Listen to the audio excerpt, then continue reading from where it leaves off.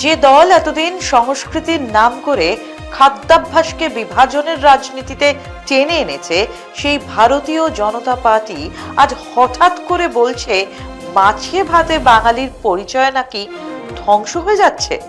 Social মিডিয়ায় তাদের দাবি 2020 সাল থেকে 26 সালের মধ্যে ভারত উগান্ডা থেকে 30.32 মিলিয়ন আর মরিশাস থেকে 0.16 মিলিয়ন মার্কিন ডলারের মাছ আমদানি করেছে।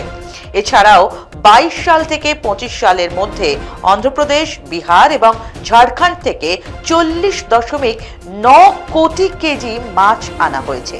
মমতা বন্দ্যোপাধ্যায়ের আমলে এখন মাছের জন্য অন্য রাজ্যের ওপর নির্ভর করতে হচ্ছে।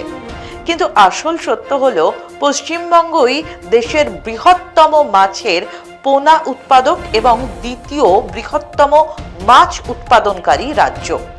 সত্যি কি বিজেপি বাঙালির মাছ খাওয়া নিয়ে চিন্তিত, নাকি এটা নতুন কোনো কৌশল? এসব দেখে অতীতের কিছু ঘটনা মনে পড়ে যাচ্ছে। মাছ খাওয়া বাঙালিরা নাকি মুঘল মানসিকতার, একথা কে বলেছেন? স্বয়ং প্রধানমন্ত্রী নরেন্দ্র মোদী। দিল্লিতে বাঙালি অধ্যুষিত এলাকা সিআর পার্কে মাছ বিক্রি বন্ধ করতে গিয়েছিলেন কে? রেখা গুপ্তা, যিনি বর্তমানে দিল্লির মুখ্যমন্ত্রী। অভিনেতা রাজনীতিক পরেশ রাওয়াল তো আরো এক ধাপ এগিয়ে।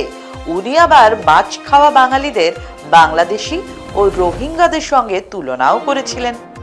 সামনেই বাংলায় বিধানসভা নির্বাচন, তাই কি আজ বিজেপির হঠাৎই মৎস্যপ্রেম জেগে উঠেছে? যারা বাঙালিকে, বাংলার সংস্কৃতি ঐতিহ্যকে সম্মান করতে জানেন না, তারা ভোটের আগে এইসব জিনিসকে রাজনৈতিক প্রপ বানাবেন, সেটাই তো স্বাভাবিক।